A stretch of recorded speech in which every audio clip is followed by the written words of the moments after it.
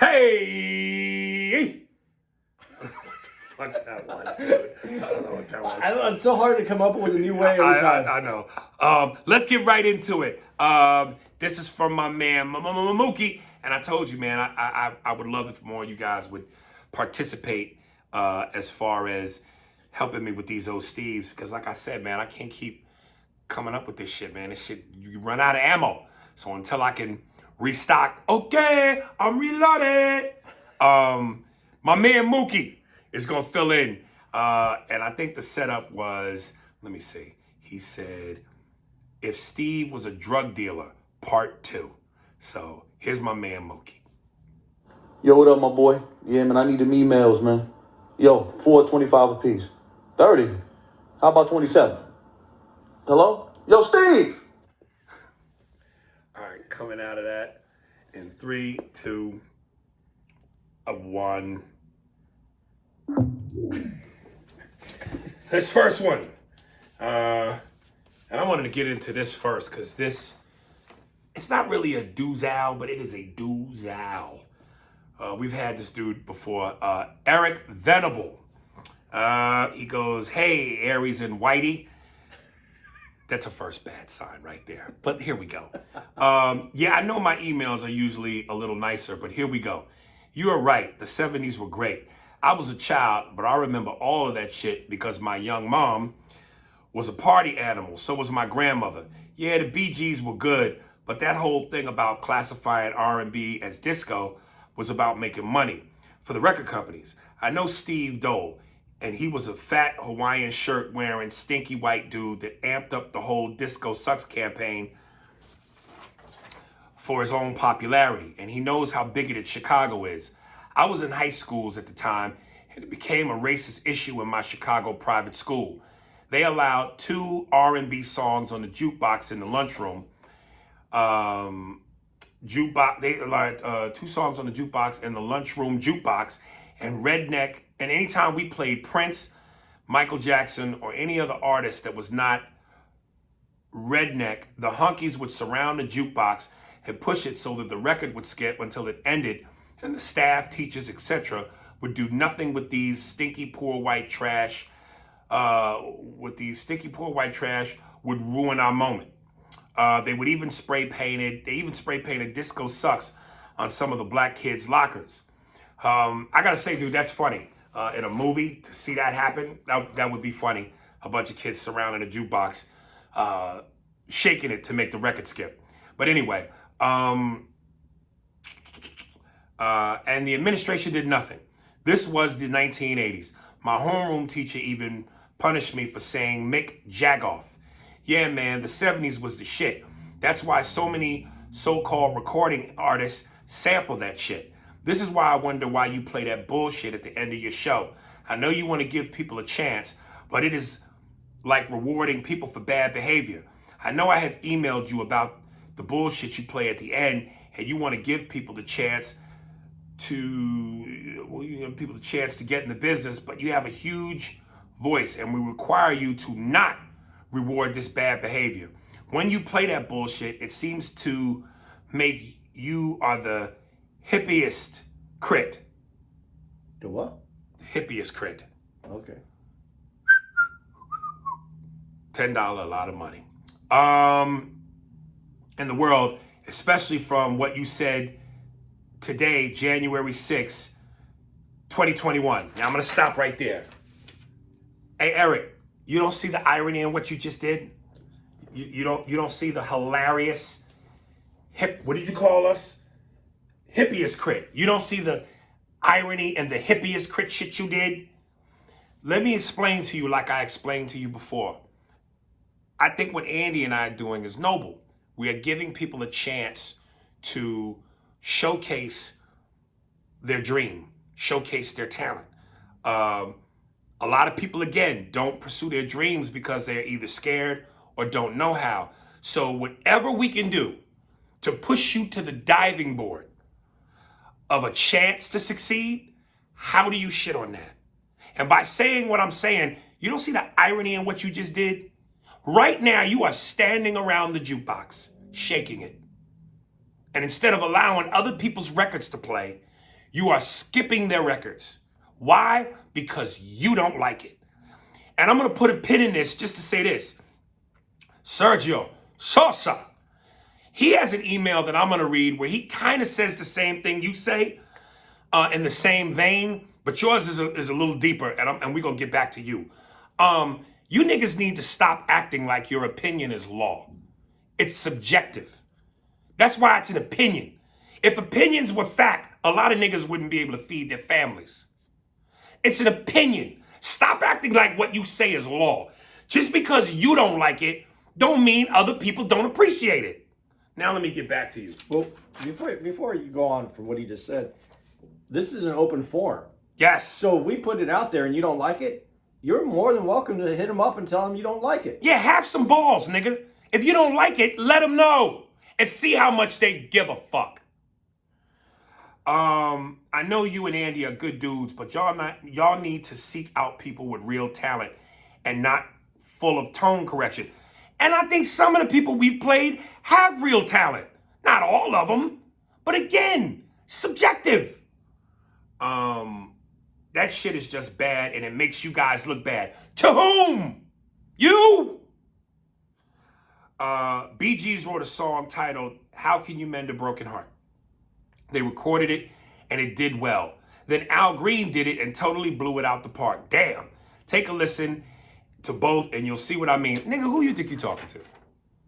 I was born this shit. I'm gonna die this shit. I come from Negroes. Of course I heard that song. And that's not a shot. That's not a news flash. Black people have always done that. Historically. In America. Like my man Chadwick Boseman and Get On Up. I takes it. Then I flips it. That's what niggas do. We have a history, especially when it comes to the arts. Singing, rapping, dancing, acting, whatever it is. Niggas take it and put they stank on it. That's what we do. My early 2000s, Yes. when you had the CD player, I always made sure Al Green was in the CD just in case I brought someone Love home. and happiness. That's how that worked. Some make you do wrong, make you do right. Love. That's from Whitey, by the way. Even Whitey knew that. Yeah. No, what I mean. It seems that people misunderstand your hunky partner. I understand what Andy is trying to say and how he wants to educate people. I appreciate his gay ass, but Andy, stop trying to explain your homo. Excuse me. I'm going to be honest with you, Eric. I don't even know what you mean by that. But let me finish, because there's not much left. Let these motherfuckers, your homo, let these niggas stay ignorant. Andy, I appreciate your love for humanity, but some motherfuckers you have to leave on the battlefield. You are a good faggot. And in my book, I don't like faggots. Okay, niggas, I proofread this. So now what? Well, first of all, two things. You didn't proofread it, which means you probably one of these ignorant motherfuckers that need to be left on the battlefield. Hey, Eric, check this out. Dig, nigga. I said this before. We know the difference between being laughed with and laughed at. And here's the problem. In my heart, I believe you mean well. I really do, because I don't think you're an asshole. But what you don't understand, and I've explained this on the podcast, when you're not in someone's face, on a face-to-face, we can't read you. We don't know that you're joking. If you were in our face, I would be able to see a smirk on you. Maybe a sly grin as you say this shit. I would be able to see your enamel, nigga. I could tell you joking. On paper, that does not read. You read, you come off like an asshole, and you come off disrespectful. That last line, I don't like, what is before that? You are a good faggot. And in my book, I don't like faggots. You look like an asshole, dude. What does that exactly mean? Because when you say, and I don't like faggots, that reads as though you're serious. No, maybe he's sick. I don't know, but if you put an LOL on that, an LMMAO, what is it? LMMAO? I'm getting too many M's. LMMAO. A roll on the floor, whatever that shit is, we would know you're joking. But on paper, this don't read as a joke. It reads as rude and disrespectful. And Andy will say what he's going to say. Maybe he don't have much to say. But I'm offended for him. And I'm taking up for him. Bag up, nigga. Because you say a lot of contradictory shit in this email. Yeah, I don't really have any, because I don't really know what he means. Yeah, I don't know what you mean when you say, I appreciate his gay ass, but Andy, stop trying to explain your homo. What does that mean? Explain his homo. Imagine if somebody said to me on paper, you are a good nigga, and I don't really like niggas. How do I take that? As a joke? The only thing I would say is not everybody's going to get it, but somebody's going to get it. I'm not trying to. I mean, I just I'm giving perspective. That's it, and it's my perspective, and you can take it or leave it. I don't really. I can't do anything about it. Yeah, I'm just saying, Eric. I'm listen. We comics, man, and I say if we can dish it, we're supposed to be able to take it. But you got to make it obvious that you're joking. And on paper, if you don't put the joking shit on there, we don't know that you're joking. It don't translate off of paper. That's why I got banned from Twitter. Because I would say a lot of shit cloaked in sarcasm and joking, and people would read that and go, dog, that don't come off like joking. It doesn't translate. You're a comedian. We know you're a comedian. We know what you're attempting to do. But that ain't the same as face to face. So come on, man. Civilians really shouldn't try to joke, though. No, leave that to the professionals. I mean, it's cute, but it ain't funny. You mad at niggas because they was hating on the R&B music while you was in school, but yet you hating on these niggas who are trying to follow their dreams. Part of the game is this. All right, Sergio. Shasha. Yo, fellas, there has to be a time limit on speaking on a topic. Sometimes you guys lose me when you talk about a topic too long. For example, when you talked about that Ethan Hawke show, damn, I had to stop listening. I hope you take this constructive criticism. Sergio, you know we love you, nigga, but I'm going to hit you with the same thing I just hit Eric with. Stop talking like your word is law. You know, when you walk into the A&A restaurant that sells A&A ale, wait, no, Evic, we're not going to change our menu because you don't like a particular dish. If something's not working for you, hit fast forward, nigga. Go take a shit. Go take a piss. Jag off. Come back. But we're not, and again, it's subjective. There might be a lot of people that like that segment, and they want to hear it. Everybody ain't going to change their station on the dial because you don't like something. Come on, man. That's not how this works. Plus, when we kind of go into a show that we like, we bring it back to like our lives, and we interlay our own stories of our lives into it. We're not doing reviews like Siskel and Ebert. We're not like naming directors and talking about previous movies. We're talking about how it relates to us. And we might be even doing that. But somehow we try to, the formula is to always try to weave a little bit of everything in it. You know, listen, think of us again like a buffet. We're going to offer you a lot of shit. If you don't like something, nigga, keep your tray moving. There's plenty to pick from. Don't sit there and stare at the dish that you don't like for an hour. You know you don't like it, nigga. Move on. Here's another one from him, and that's why I want to read these back to back. You know, Aries, my bad for the grammatical errors, and this is about Mike Rappaport. In my last email, however, I was at work listening to your podcast, and I wrote it really quick. Now about Rappaport. I didn't think he was coming from a bad place when he talked about the lack of rage for the children. But I totally agree with you about him ghosting you. My take on it is that it has more to do with the 6 degrees of Joe Rogan. He's part of the club via Chris D'Elia, a frequent guest on the Fighter and the Kid podcast. It's unfortunate that I believe he became affiliated with Rogan by association. What all Joe's cronies don't get is that why they fall like D'Elia, Callen, Shafir, Diaz, he distances himself. They think him trying to not add to the negativity when in reality, he is protecting himself and his brand. Anyway, that's my 2 cents, your boy, Sergio Sosa. Please don't forget to follow Andy's advice about promoting your comedy dates at the beginning of your podcast, because I'm going to have to fly to see you guys. Peace. I don't know. I mean, I know that D'Elia was caught in controversy. Callan Shafir was. I don't know about Joey Diaz. Joey got some heat for just being who Joey is, and I don't think Joey gives a shit. That's we don't ever give a shit about that. No, but obviously some people want to manage the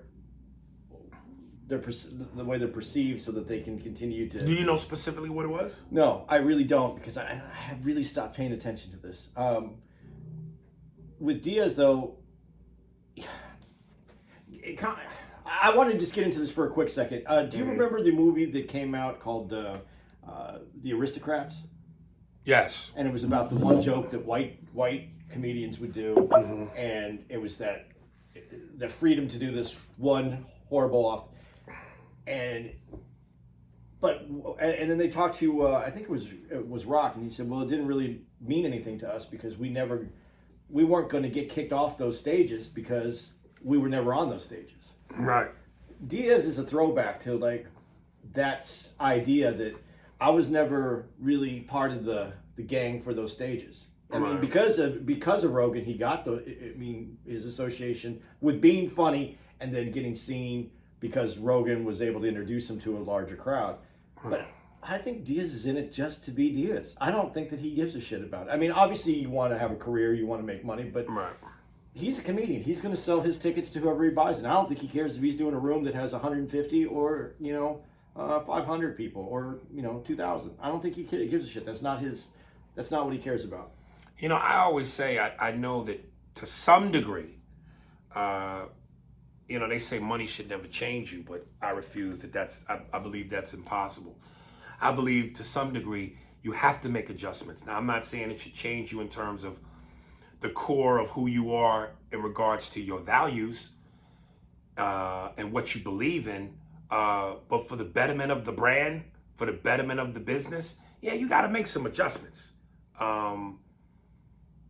If a Fortune 500 company or if fucking some major company, if Disney or I don't know about Disney, but if McDonald's, I don't even know about McDonald's. Let's just say Disney, McDonald's, Coca-Cola were to come to us and go, we want to be behind your podcast, but you got to make certain changes. Would we make those changes? It depends on what it is. If Disney came to us, it would be like, okay, we like your podcast. Here's the change you want to make. We want to replace you two. Right. Yeah. Sometimes you do things and you know that you're not going to be welcome into those rooms, though. So I say that to say, if Joe Rogan is distancing himself, when you get paid, what was it, $100 million? I think so. Hey, man, I hope I get to have that problem one day where I have to look that in the face and go, now what do you do? But yeah, man, listen, I understand protecting the brand. I can't fault anybody for protecting the brand. How far you go to protect the brand, that's the interesting part. What you got to give up to protect the brand is the interesting part. But yeah, Sergio Sosa, I like you, Tony. There is no lying in you, Tony. Don't you ever try to fuck me, you fucking little monkey. Hey, take it easy when you talk to me. Don't fuck me, you little egg. Hey, who the fuck you think you're talking to, huh? You want to go to war? What the fuck, you want to play games? Tony, he hung up, man. He hung up. All right. Oh, by the way, Sergio, when you hear this podcast, we'll be in San Antonio the following week. Yeah, so is he from? No, I'm just saying he said he wanted you. Because he's out of Chicago. Yeah, we didn't say where we're yeah. So if you want to fly, in San Antonio. And you Latin, so make sure you bring your cowboy hat, your buckle, and your boots. Raymond Martinez, subject, N-word, part 2. Hey, listen, before I read this, I want to give my girl the shout out because she said sometimes I don't say her name right. Oh, yeah. It's Deidre Johnson. So what she did, I love it, to make me get on point was she sent me an email. She sent it to you too? Yeah. Oh, this is beautiful. of her saying her name so the niggas get her motherfucking name right. So I'm going to play her voicemail. And then I emailed her back and said, girl, your voice is sexy as a motherfucker. So here's Deidre Ann Johnson. Hello, Aries. Hello, Andy. This is Deidre Ann Johnson. I just wanted to send in a little voice recording so that you would know how to pronounce my name. I am a big fan. I listen to you guys all the time. I caught up to all the old episodes, and now I listen with anticipation to the antics of you guys. And I would love to hear you guys talk about the shit show that happened in Washington, D.C. today, January 6th. Bananas. All I have to say is I'm glad there were no counter-protesters, and I'm glad they all white. Bye. Damn, she sounds like a seductive teacher that tells you to stay after school so you can help her wash the blackboard. Wink, wink. She has just enough nasally sound in her voice to make a Jewish guy go, damn. Matter of fact, Andy, put your dick away. Hey, Steve, this is a very important note. When I say Andy, put your dick away, just give me a quick zip sound. Zip, like you zipped up a zipper. Now I'm going to say in 3, 2, 1, now let me put my dick away. Now, Steve, give me the same zip noise, but 7 seconds longer than Andy's. Coming out of that in 3, 2, 1. Thank you, Deirdre. I might listen to that on occasion in my house, laying in the tub naked like Coach Soul with some dim lights and some Nescafe and just jag off. All you're gonna hear is the water splashing. Thank you, Miss Deidre Ann Johnson. Back to Ramon. I think your sound effects were a little exaggerated. It might have been. There might have been. Hey, A&A. You answered my email about the N-word saying that black people earn the right to language. Okay, I can agree with that, but here is my next question. Why would black people want to keep on using that word knowing it's past, even if the word is said differently? I would think it would be a word that would want to be forgotten by black people entirely, you know? Excuse me, that's that pizza, y'all. You don't really see another race use their racial slurs and saying them to each other, whether they change the word or not. Either way, keep the content coming. And oh yeah, no $10, a lot of money on this email. You're right, dog. This email was actually fucking perfect. You know, I've said this before and I'll say again, besides the fact that I think black people have earned the right to language, which again was Patrice's quote. Again, as I said when I read Eric's email, niggas is spicy, man. We take everything and we flip it and we make it better. And black people, again, we've always had the ability to change shit, to take what has been damaging to us and make it something else. And I think we've earned that right. But what I do want to play is something that was sent to me by a Terrell Ingalls. And this young brother, I forget how you pronounce his name. He was the one that responded to Mitch McConnell, with the white dude, McConnell, about reparations. And he so eloquently did it. And I want to play this clip for y'all because he explains to a young white girl when she asked the question basically that you are asking. And what I love about this clip is that where you go, you don't really see another race use their racial slurs and saying them to each other the way they saying it to each other, whether they change the word or not, either way. And he specifically addresses this and why it's okay. What I love before we get into this, and I don't have to get much into this because he explained it all, is when the white girl goes, until. Yes. Until reparations. That hit me. Until black people are made whole. As though they feel, well, we can't say the word because we do owe you a lot of shit and we did fuck up. But once we get past that, well, then we're whole.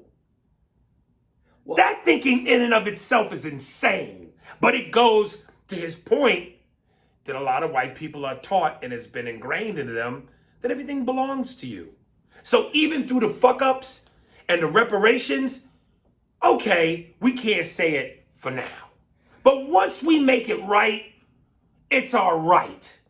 Well, I took it exactly the way I heard what you heard. I almost felt though that she put, and I could be wrong, but there was a monetary value. Mm-hmm. There was. It wasn't just that we fucked up. I didn't hear we fucked up because the way she said it was, until reparations are made. So what? All of a sudden you're going to bestow who deems a financial, that reparations would have to be financial, right? What can I do? To a degree, yeah. I mean, so once I financially, whatever we decide that number is for you, now I can say it. How does she come up with there's a, what would that amount be? And maybe your family, maybe as a black, man. You give me half of Gates' money. You know what I'm saying, nigga? If I look at my account and see half of Warren Buffett's worth, go on, say, nigga. Well, and I guess the reason that it struck me so hard about that finance, what I mean, I keep saying white people. I'm not going to say. I don't want to say white people. People that aren't black, because that's a bigger gamut, right? Mm-hmm. Yeah, it's a bigger gamut. Have to understand that it's not just about what that amount would be. That amount has to encompass the fact that you never even had the opportunity to have Bill Gates' money in those hundreds of years. Right. So it's not about 40 acres and a mule anymore. It's about that from that period, even after slavery had ended, so now we have to go through all Sam Crow.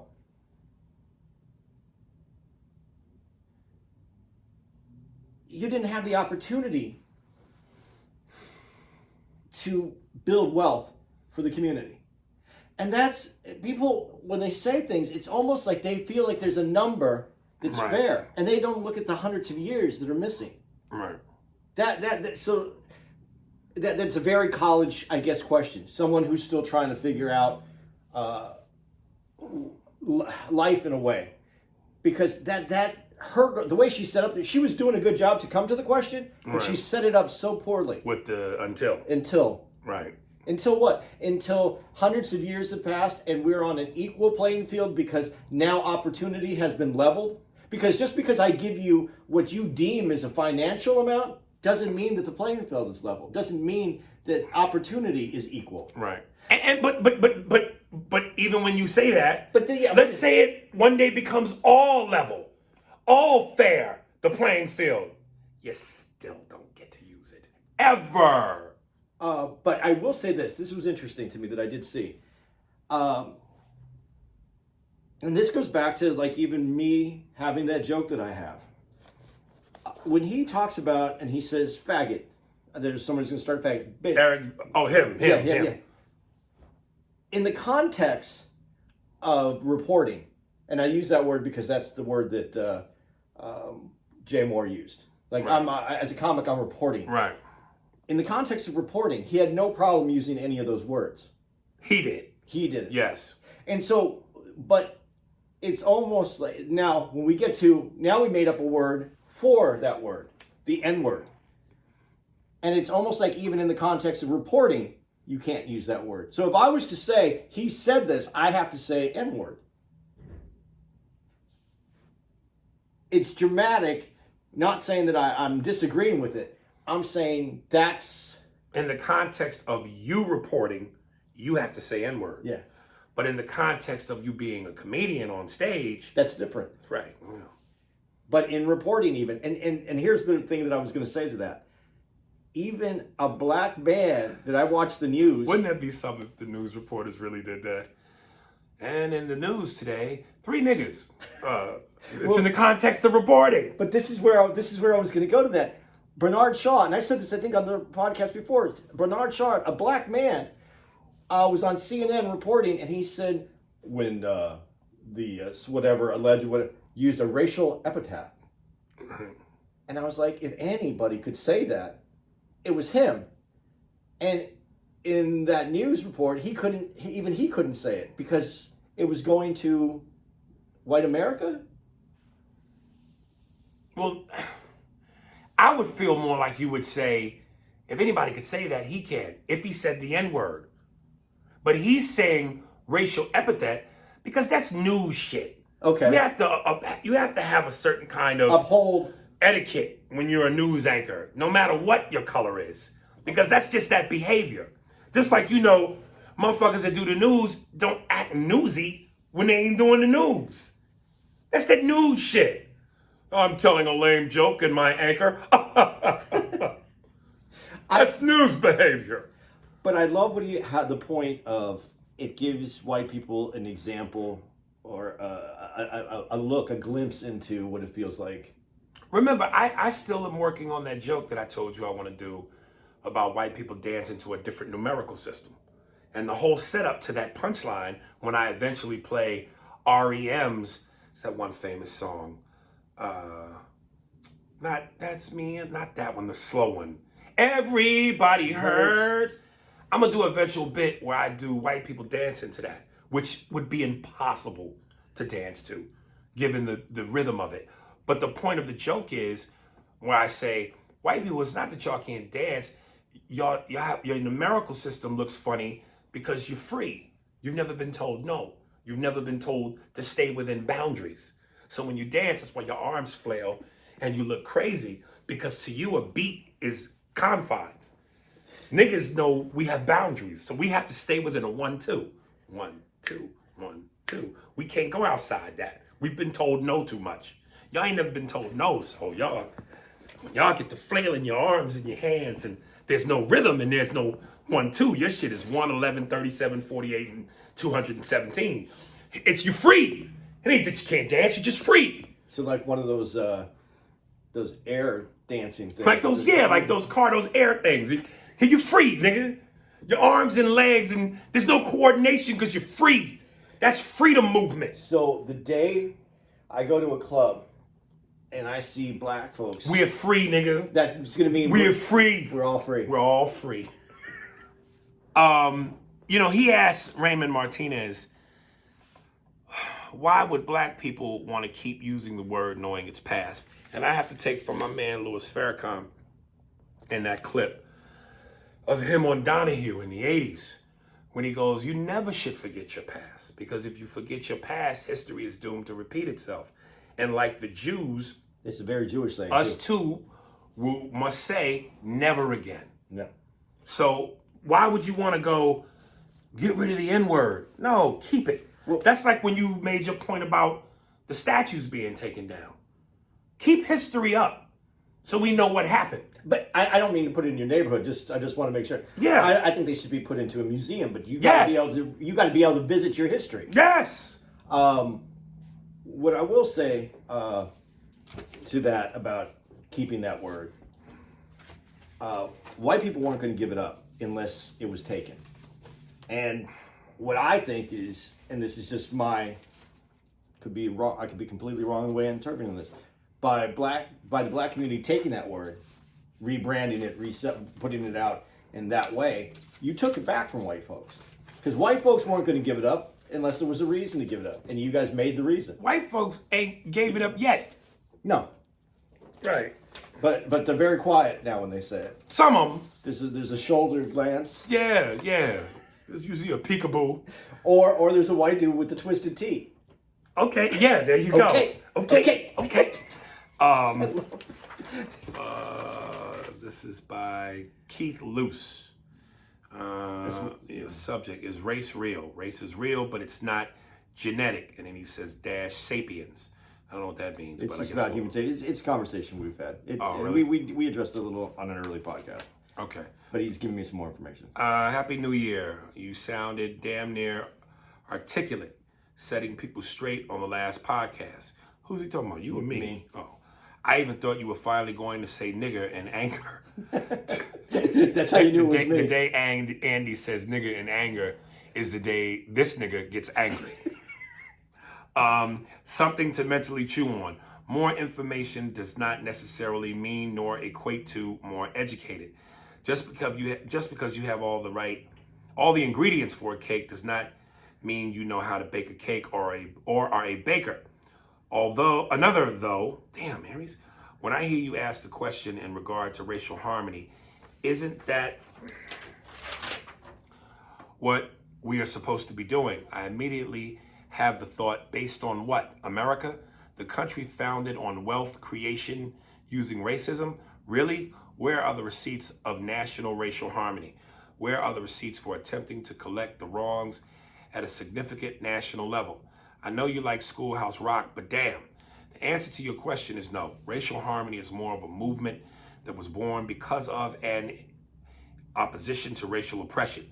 Racial harmony was not what the original impetus, is that right? Yeah. Impetus of this country, this experiment was for.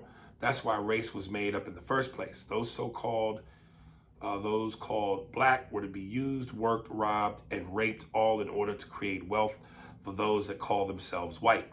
To miss or ignore this foundational point is to forever keep this foundational point covertly in place and functional. Even though honest and factual discussion may make white people uncomfortable, one of the worst things you can do, he puts in parentheses, you simply cannot change what you choose to ignore. The ability to ignore facts and hold on to myths is currently the attribute of those that call themselves white, and I find most interesting. It's astonishing on a daily basis. I can't say you are a racist, but you damn sure are white. Peace. Was this to him to you? Yeah. Was it supposed to be complimentary at all? No, it was supposed to be how he felt about my point about racial harmony. Mm-hmm. And again, I like that you said that, because as you said, is that supposed to be complimentary? And I said no.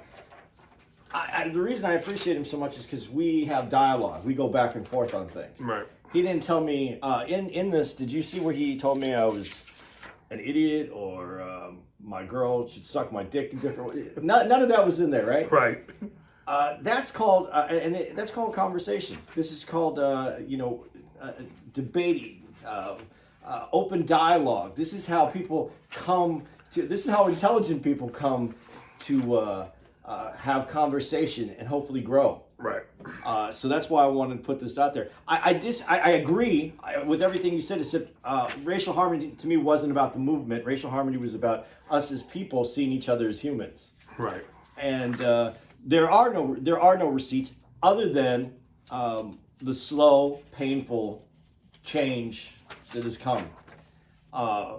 So the receipts are faded because it's taken so long to even get this far. But my point is, if we're not going to get there with what the foundation of this country was built on, because it was a working document, it is called the Great Experiment. If we realize that we can't go any further and this is the best we're going to get, then yeah, we're going to blow it up. But he also sent me another email that wasn't here. I think it's one of the greatest analogies I got, because we talked about what is America and where else would you go and is it the greatest country? And he sent me this great analogy that he worked out. He said America is like baseball, because to get into the Hall of Fame, you only really have to hit around 300. That means every time you go up to bat, you hit the ball 3 times, and 7 times you don't. So you're 3 for 10, and that's what America is. It's 3 for 10. It's 3 for 10. It's not. It might be the best that they got. It might be Hall of Fame level as far as the government goes, but it's still only batting 3 for 10. Which is supposed to be a decent thing. That can get you into the Hall of Fame, but that's all we are. That's still who we are. It may be the best place on when we talked about that. Where else would you want to live?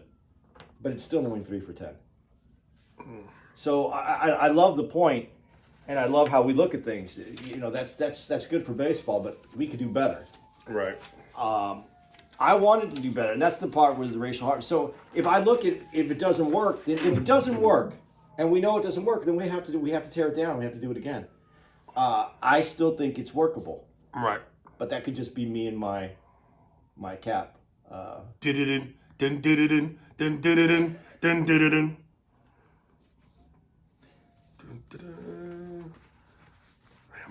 theme song. I love that goddamn theme song. Let's light it up a bit. Mookie.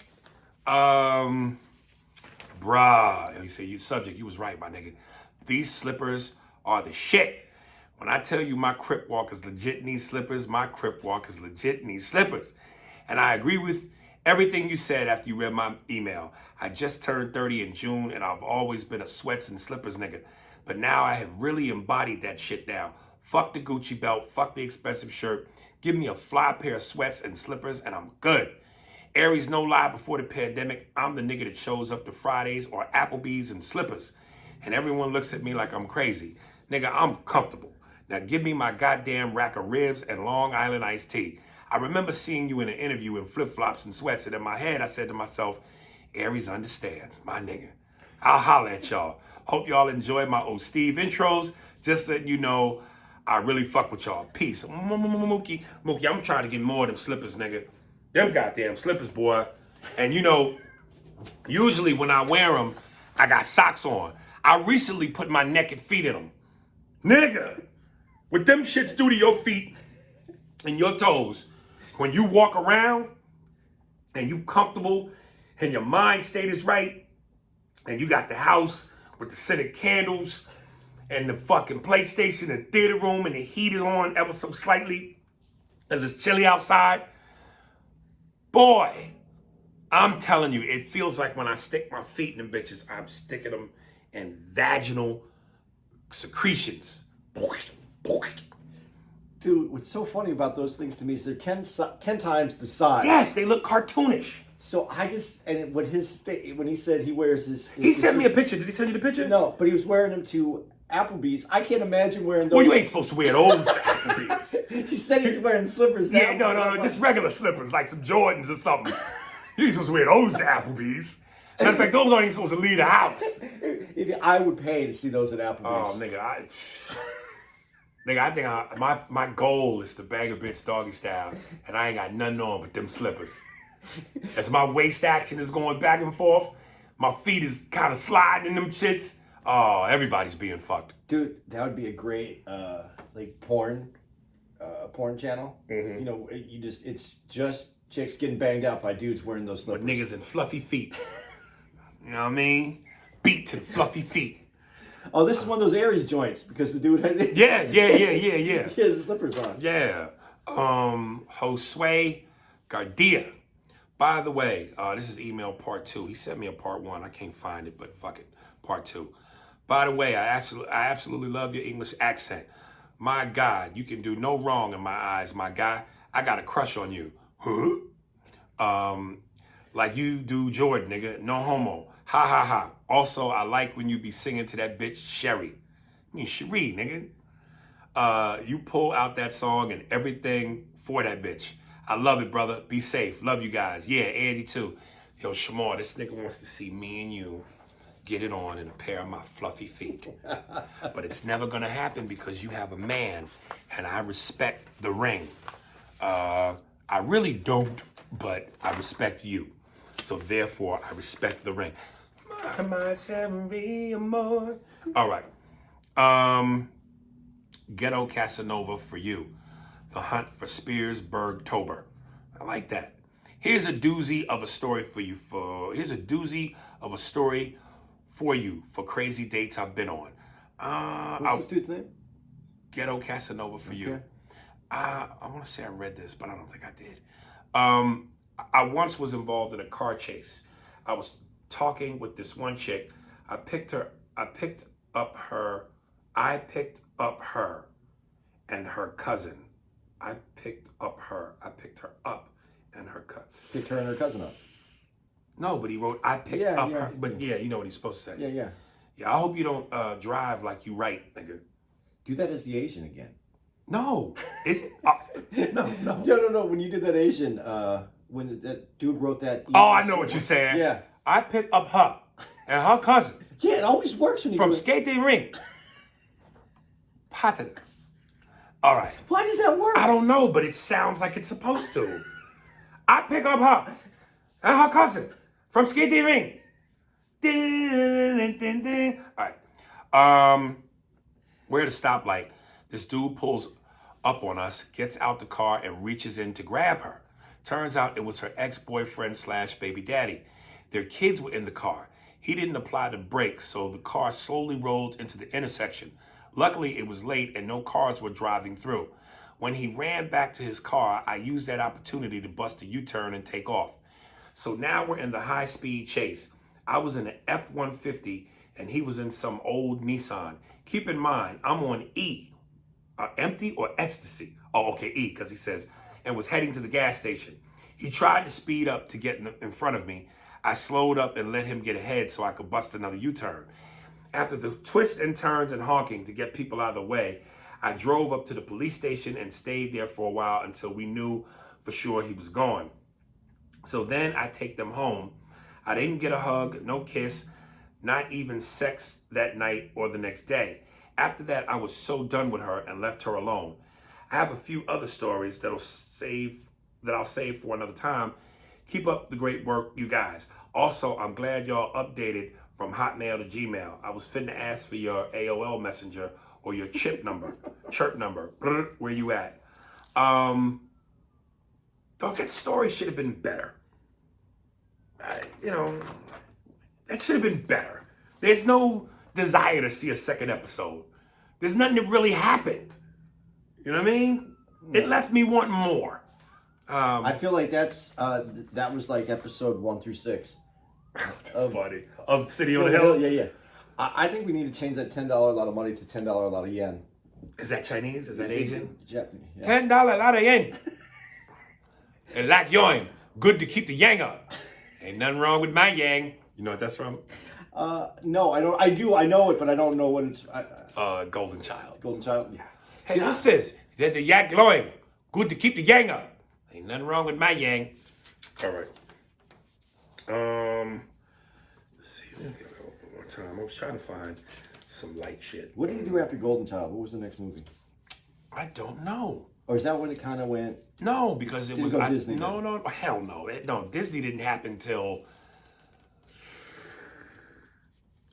mid-90s. Was it another 48 hours after the Golden Child?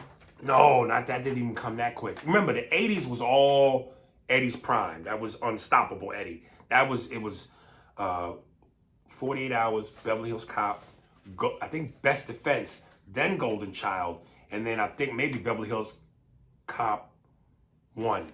Okay. Yeah, Eddie didn't start becoming different Eddie. Eddie didn't start becoming Washington Wizards Eddie till mid-90s. It's such a way to have a diss would still be an accomplishment. Yes, absolutely. Absolutely. Yay. They had Boomerang on last night here at the. And I like Boomerang. I did too, but John Witherspoon's scene was on. Bang, bang, bang, bang. Don't be pussy whip. Whip that pussy. Bang, bang, bang, bang. This is from Daniel Bent, Blown Away. Pause. What the fuck, you guys? Y'all niggas killed that show, man. Yes, Andy, I called you a nigga. LOL. For all you kings and queens listening, watch out for your man, Andy. On the podcast, he comes off like cool, calm, and collective kind of guy. But on stage, he's a beast. You really put your game face on. It's like in the movie Over the Top with Sylvester Stallone.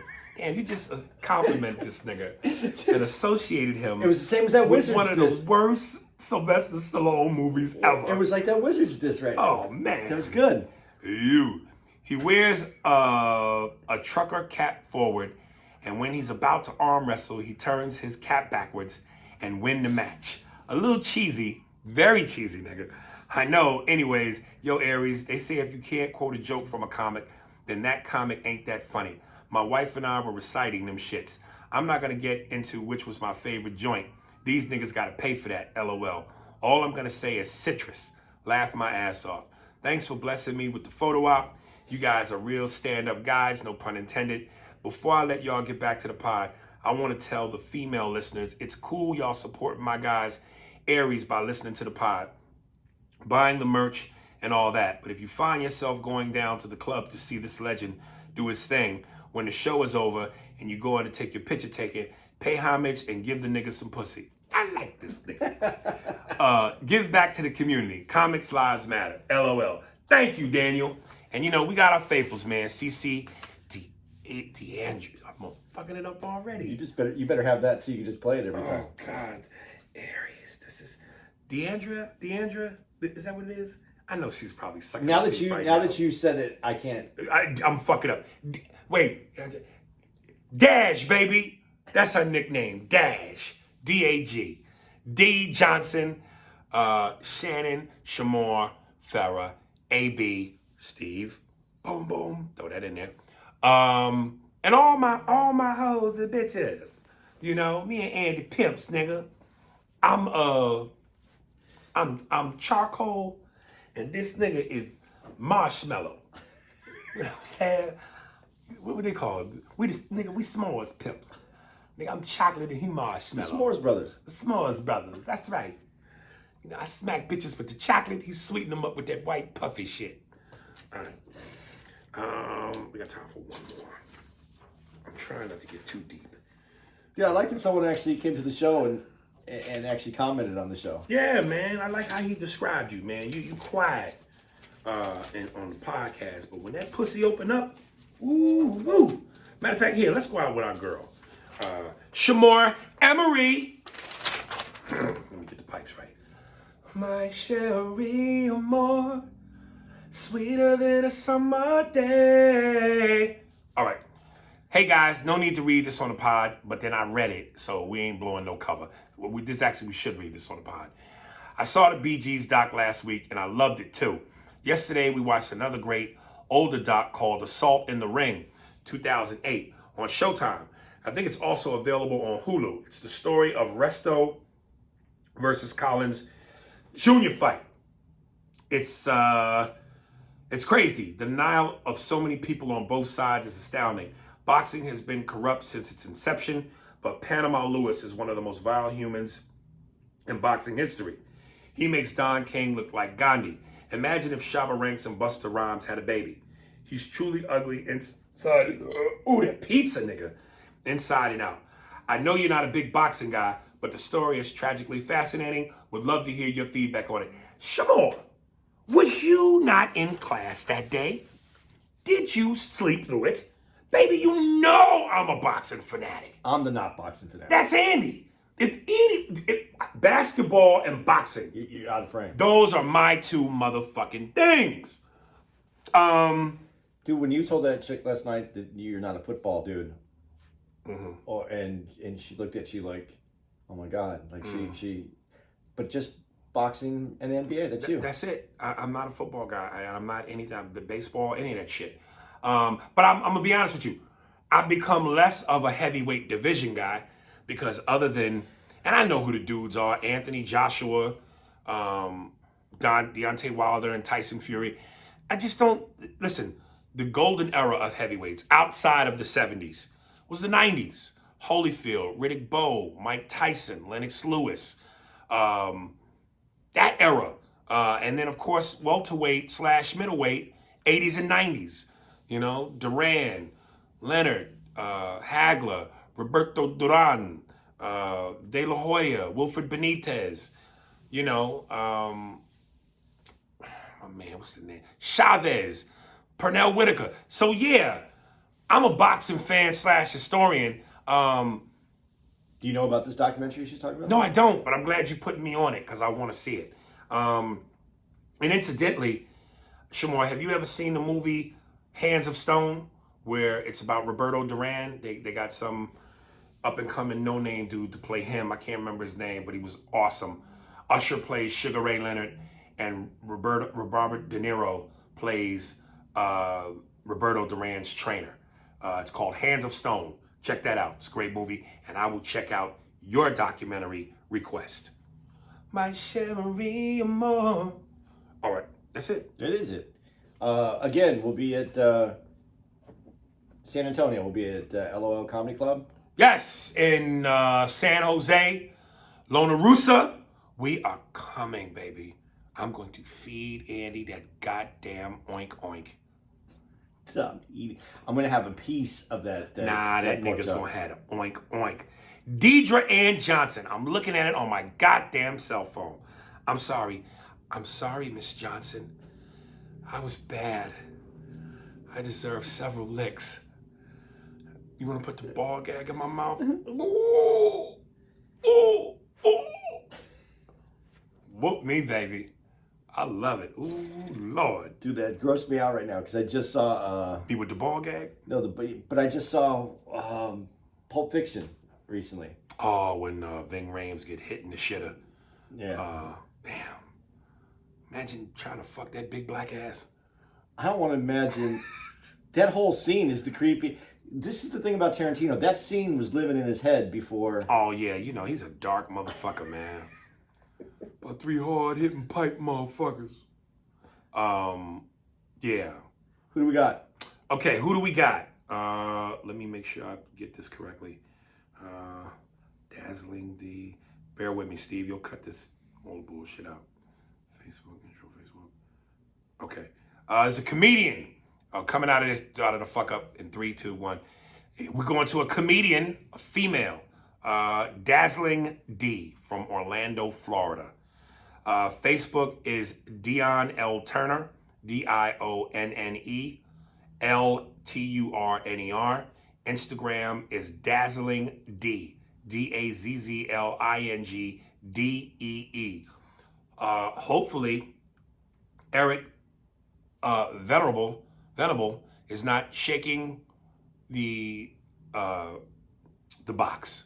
What do they call them? Shit, the jukebox. Oh yeah. Hopefully, he's not shaking the jukebox and stealing your dreams, baby.